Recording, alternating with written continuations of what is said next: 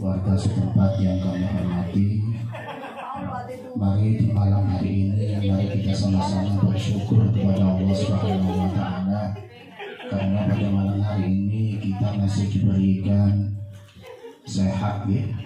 Insya Allah yang sakit mudah-mudahan diberi kesembuhan oleh Allah Subhanahu wa Ta'ala. Amin, amin, amin. Para jemaah, untuk mempersingkat waktu, kula langsung mohon kepada materinya ya. Sehabis sholat kita sering membaca doa atau sering kita mendengarkan doa Rabbana hab lana min azwajina wa dzurriyyatina qurrata a'yun waj'alna lil muttaqina imama. Sering mendengar ya, atau mungkin sering mengamalkan panjenengan. Niku Al-Quran ya, surah Al-Furqan ya, Al-Quran yang artinya Rabbana, wahai Tuhan, Rabbana hablana, anugerahkanlah kami, berikanlah kami min azwajina, pasangan ya. Kalau sing perempuan berarti suami, kalau suami berarti istri. Wa dzurriyyatina, dan keturunan kami qurrata a'yun. Qurrata a'yun, penyejuk mata. Ada yang mengartikan penyenang mata. Mata itu bisa mata yang ada di kepala ketika melihat pasangan kita, anak turunan kita, mata kita sejuk, senang. Ada yang mengartikan sejuk matanya, ada yang mengartikan mata yang dimaksud di sini adalah mata hati. Artinya begitu kita melihat pasangan atau anak keturunan kita, hati kita menjadi senang. Ya Allah, anugerahkan kami kepada kami pasangan dan keturunan atau anak-anak kami yang bisa menyejukkan, menyenangkan hati. Mungkin kalau istilah kita senang wong tua, nah, itu yang maksudnya. Jadi doa itu tujuannya adalah agar supaya kita diberikan oleh Allah seorang pasangan anak yang bisa menyenangkan kedua orang tuanya. Jadi itu doa itu penting untuk diamalkan. Mengapa di situ disebut qurrata a'yun? Ada yang mengatakan yang dimaksud qurrata a'yun, anak yang menyenangkan dan menyejukkan kedua orang tua, atau ya itu yang apa yang dimaksud? Ada ulama tafsir mengatakan yang dimaksud adalah ya'maluna bi dha'atillah, orang yang melaksanakan taat kepada Allah Subhanahu wa Ta'ala. Ada mengatakan yuti'una Allah, orang yang taat kepada Allah. Artinya para jemaah, ya Allah, anugerahkan kepada kami pasangan dan keturunan yang taat kepada Allah Subhanahu wa Ta'ala. Biasanya ukurannya itu umumnya orang itu ketika menilai seseorang pasangan kita atau anak keturunan kita itu menyenangkan hati atau menyejukkan hati, itu ukurannya biasanya bukan apakah dia taat kepada Allah, bagaimana ibadahnya kepada Allah, bagaimana sholatnya kepada Allah, bagaimana baca Qur'annya. Tidak itu yang dinilai. Umumnya yang dinilai adalah penghasilan, materinya, pekerjaannya apa, pendapatannya berapa, itu rata-rata. Padahal tidak menjamin seseorang pasangan kita, anak kita yang secara mungkin pekerjaannya di atas, tidak menjamin pasangan kita yang seperti itu, anak keturunan kita yang seperti itu bisa menjamin, bisa menyenangkan orang tua. Rata-rata begitu. Betul buatan itu. Ini benih, bukan saya yang menjelaskan, tapi Allah Subhanahu wa Ta'ala. Aku hanya menyampaikan. Jadi menurut Allah niku, ukuran anak pasangan, ukuran anak dan keturunan kita bisa menunjukkan hati orang tua, itu ukurannya bagaimana dia taat kepada Allah Subhanahu, bagaimana dia taat kepada perintahnya Allah Subhanahu wa Ta'ala. waj'alna lil muttaqina imama. Ya Allah, jadikanlah kami teladan, pemimpin bagi orang yang bertakwa kepada Allah Subhanahu wa Ta'ala. Para jemaah, ayat ini, doa ini itu Allah ingin mengajak kita, memerintahkan kepada kita agar supaya kita ini memiliki seorang pasangan dan keturunan yang qurrat a'yun, yang menyenangkan hati. Nah, kayak manten. Sing nyenengno wong tuwa. Dan gini ku taat kepada Allah Subhanahu wa Ta'ala. Bukan sebaliknya. Tidak qurrat a'yun, tidak nyenengno hati, atau tidak taat kepada Allah Subhanahu wa Ta'ala. Karena para jemaah, anak pasangan yang qurrat a'yun itulah yang akan menyelamatkan kita nanti di akhirat ketika kita meninggal dunia. Sehingga Nabi mengatakan, idza mata banu Adam inqata'a illa min thalathin. Anak Adam itu apabila sudah mati meninggal dunia, ini kita inqata'a amaluhu min illa min thalathin, semua amalnya putus.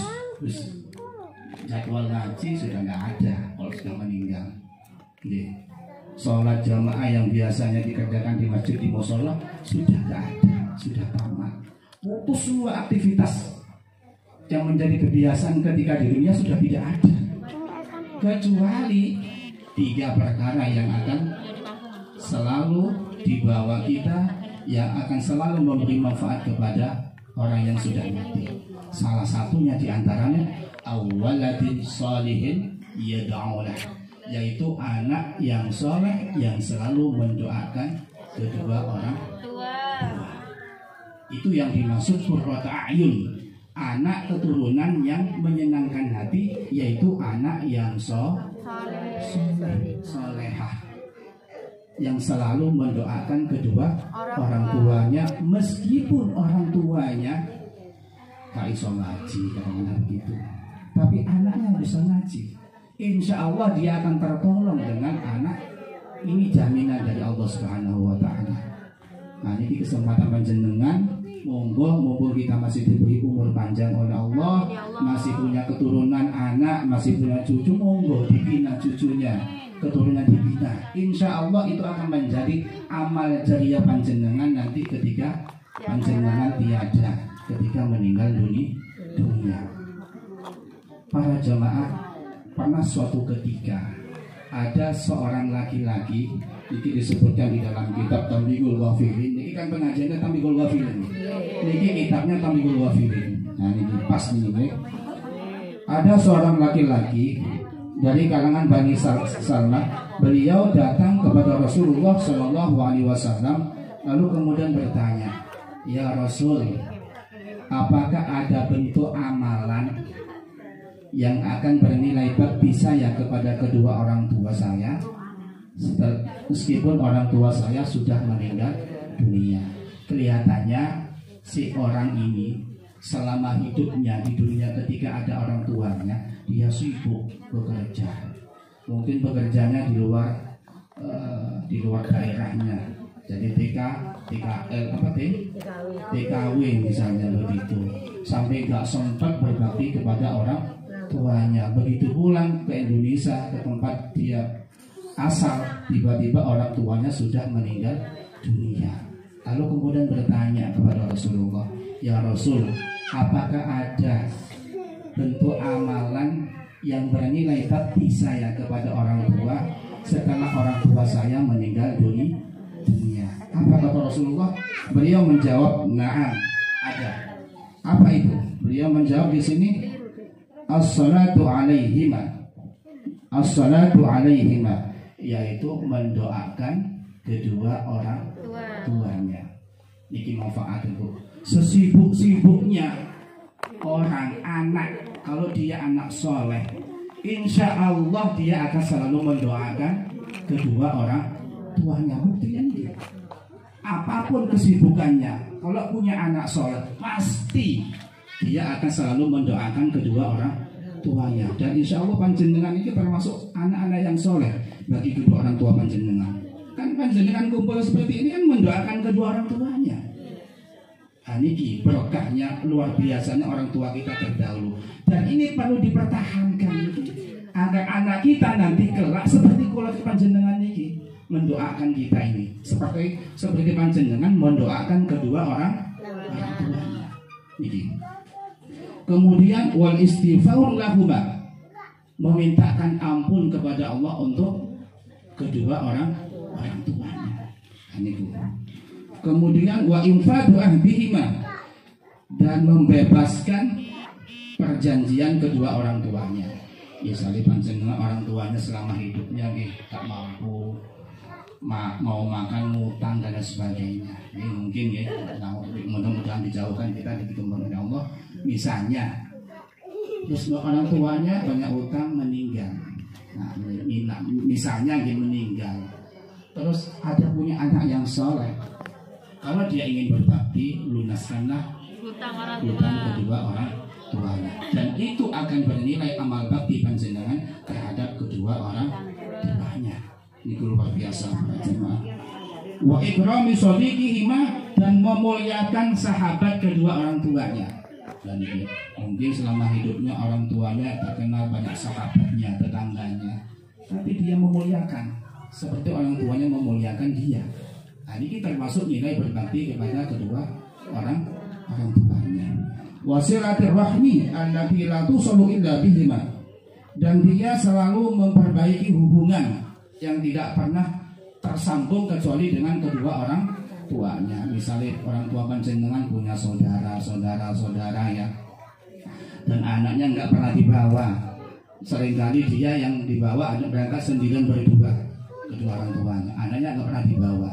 Tiba-tiba begitu orang tuanya meninggal, anaknya bingung kan, padahal anaknya punya saudara, orang tuanya punya saudara misalnya. Ini apa yang menjadi kebiasaan orang tuanya diteruskan. Misalnya biasa silaturahim ke rumah saudaranya, kepada adiknya atau bibinya dan seterusnya. Kemudian kebiasaan ini dilanjutkan dengan anaknya dengan niat tadi niku berbakti kepada orang tua. Insya Allah niku menjadi nilai bakti seorang anak bagi kedua orang tuanya. Dan itu para jemaah, cara berbakti kita kepada orang tua yang sudah meninggal dunia. Niku luar biasa para jemaah. Jadi niku kalau kita punya anak yang qurratu a'yun, anak yang bisa menyenangkan orang tua, atau dengan kata lain anak yang soleh solehah.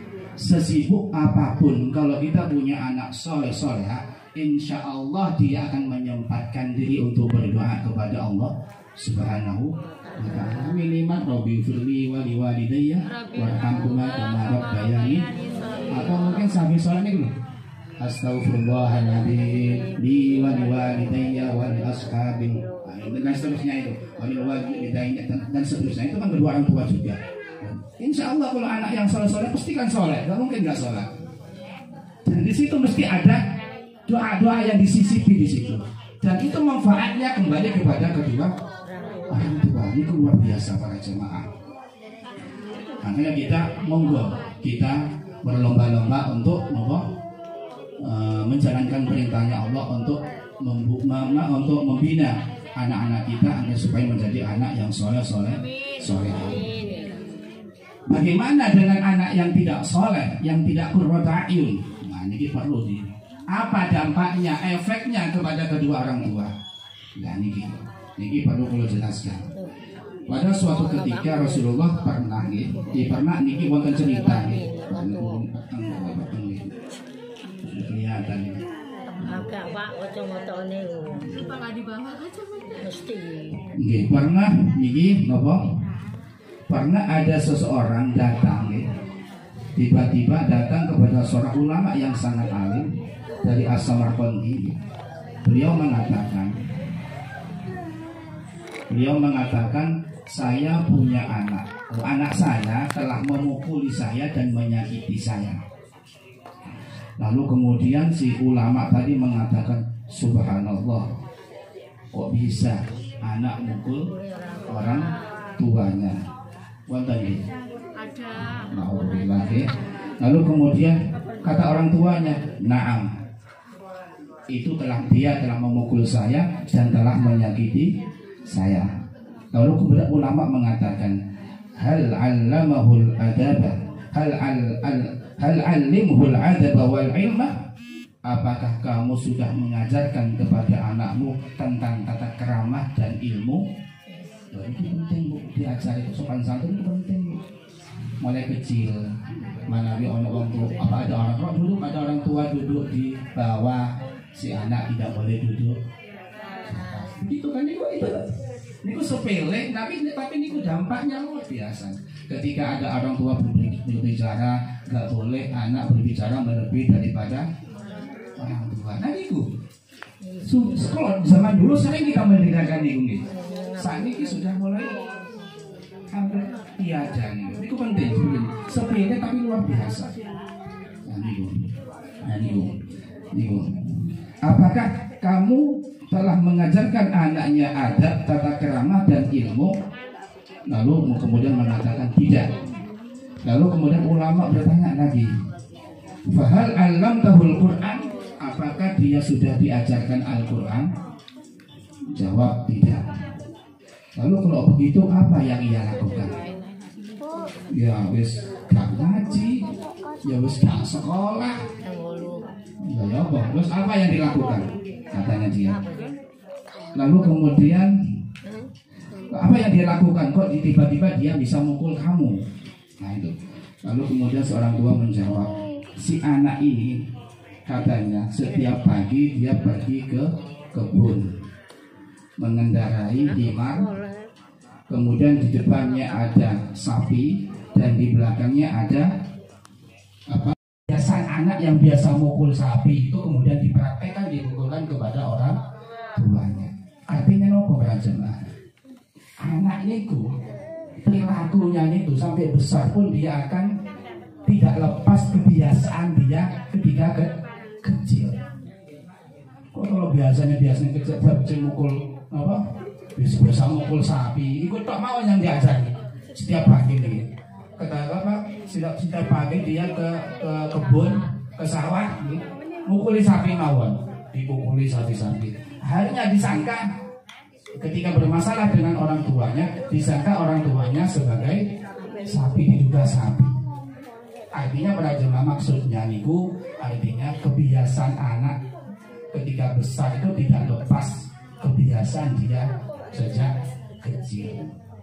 Artinya anak niku jadi soleh dan solehah itu tergantung orang tuanya. Makanya Rasulullah mengatakan kullu mauludin yuladu ala fitrah. Setiap anak niku dilahirkan dalam keadaan suci, tidak punya sifat buruk, justru sifatnya baik semua. Karena orang tua lah yang menjadikan anaknya itu bersifat buruk. Nah itu. Jadi sekarang tergantung kita. Kita ingin punya anak yang soleh-solehah, itu tergantung kita. Nah itu pada jemaah. Jadi kesimpulannya pada jemaah, jadi tadi ayat tadi itu mengajak kepada kita agar supaya kita punya anak soleh-soleh. Caranya, itu yang pertama dengan diberi pendidikan, ada tata krama, ilmu bisa diajari sendiri. Kalau tidak bisa melalui orang lain, bisa disekolahkan, dititipkan di TPK, ngaji dan sebagainya. Itu termasuk bagian daripada modal panjenengan untuk mewujudkan keinginan panjenengan untuk memiliki anak yang soleh. Yang kedua para jemaah, berdoa.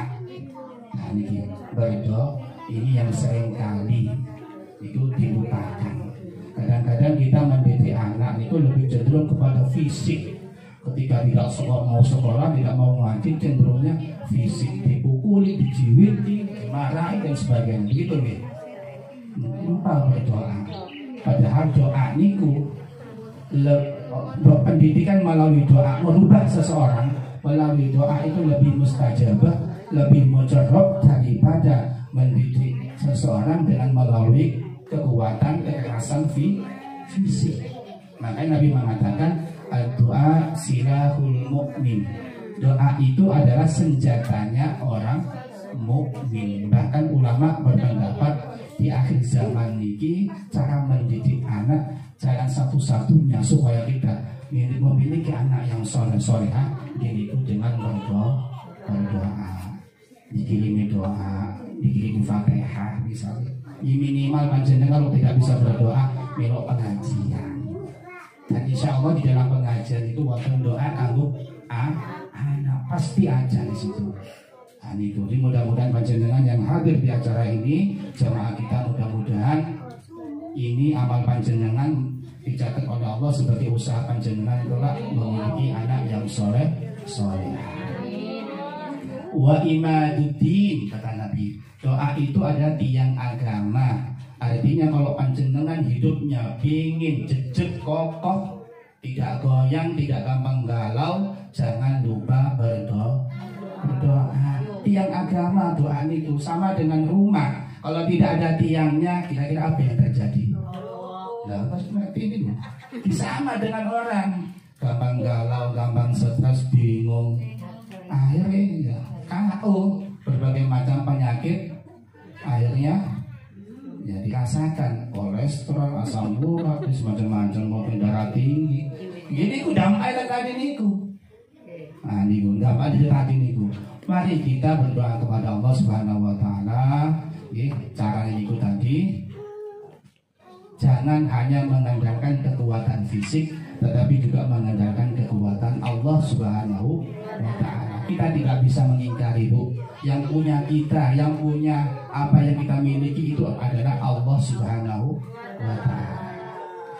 Maka Nabi mengatakan, la ta'jizu fit du'a, jangan lemah kalian di dalam berdoa. Kenapa? Fa innahu lan yahlika ma'ad du'a ahadun. Karena tidak ada seorang yang binasa, hancur gara-gara berdoa. Berdoa enggak ada. Dan berdoa itu para jemaah, jangan ketika sengsara, sedih. Kadang-kadang ketika sedih, kok sih berdoa. Ketika senang, hajatnya dipenuhi oleh Allah, lupa berdoa. Sekiling royalnya, jangan. Itu. Kalau panjenengan pengen dikabulkan doanya, ini senang maupun susah tetap berdoa kepada Allah Subhanahu Wa Taala. Dan seterusnya panjenengan harus yakin doa kita dikabulkan, diterima oleh Allah Subhanahu Wa Taala. Pasti, gak ada doa yang ditolak, pasti dikabulkan. Hanya saja mungkin ditunda.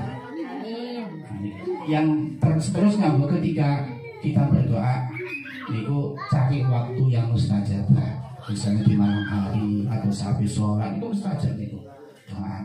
Terus kemudian ketika berdoa panjenengan diusahakan mengurangi dosa, makan makanan yang sabda innallaha thayyibun la yaqbalu illa thayyiban.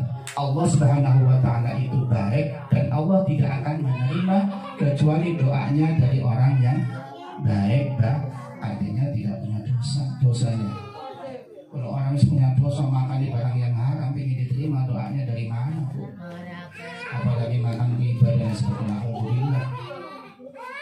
Jadi dikurangi kalau ingin doanya ingin diterima oleh Allah, dikabulkan oleh Allah. Jangan khawatir panjenengan tidak makan, tidak minum, tidak punya segala-galanya. Kalau panjenengan menggantungkan kepada Allah Subhanahu Wa Taala, insya Allah dicukupi oleh Allah Subhanahu Wa Taala. Yang penting panjenengan jangan lupa ibadahnya.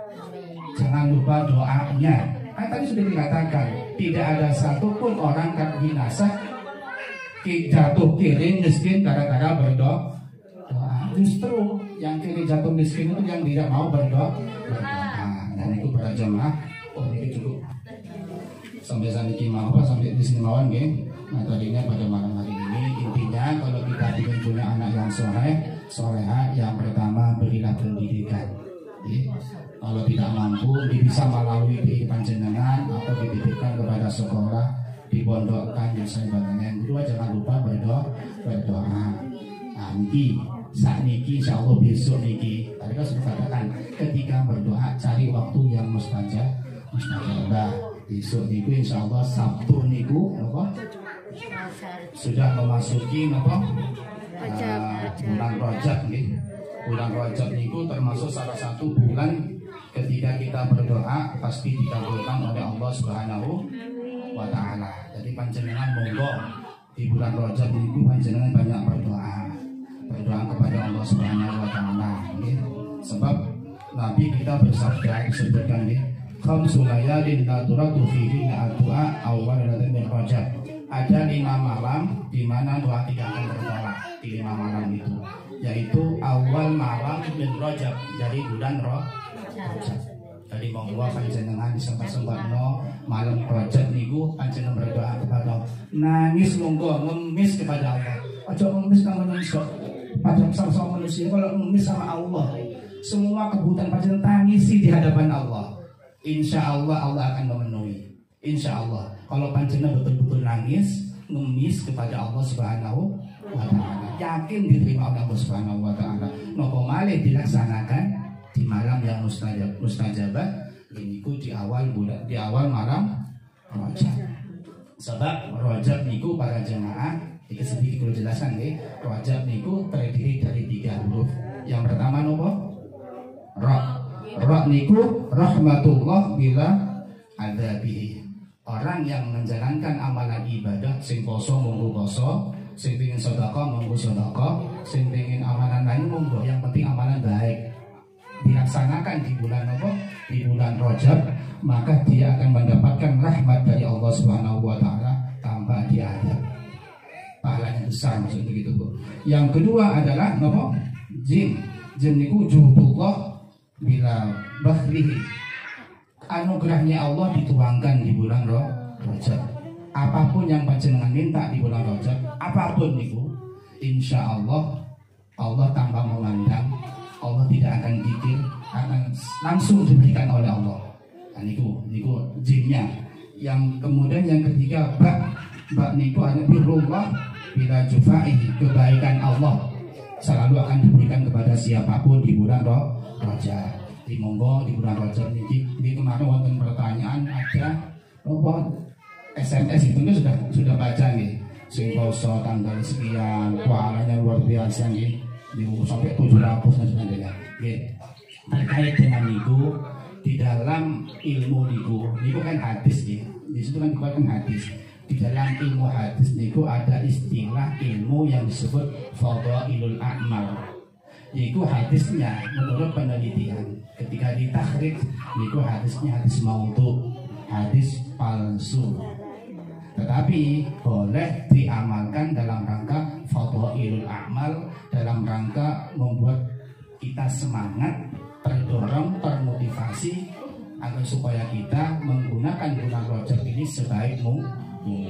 Sing dengan puasa monggo dengan puasa, sing dengan sedekah monggo dengan sedekah, yang ingin berdoa monggo berdoa kepada Allah, yang ingin banyak istighfar monggo beristighfar. Karena di bulan Rajab ada yang mengatakan syahrul istighfar, bulan minta ampun kepada Allah Subhanahu wa Ta'ala. Bagi siapapun yang bertobat di bulan Rajab ini, insya Allah tobatnya akan dikabulkan, diterima oleh Allah Subhanahu wa Ta'ala. Niku mawon nih, intinya di bulan Rajab itu kita diperintahkan memperbanyak amal kebaikan. Sing kuat puasa monggo puasa, sing tidak kuat tapi ingin sedekah monggo sedekah, sing tidak mampu sedekah monggo istighfar, dzikir kepada Allah, minimal sholat 5 waktu yang ditekuni, syukur dilaksanakan dengan berjamaah. Kalau tidak sempat minimal berdoa. Dan ini jangan sampai dilewatkan minimal berdoa. Karena berdoa di bulan Rajab tadi itu la turatu fihinna ad-du'a, doanya tidak akan ditolak, artinya dikabulkan, diterima oleh Allah Subhanahu wa Ta'ala. Iku mawon mudah-mudahan sedikit banyak bermanfaat. Mari kita berdoa kepada Allah.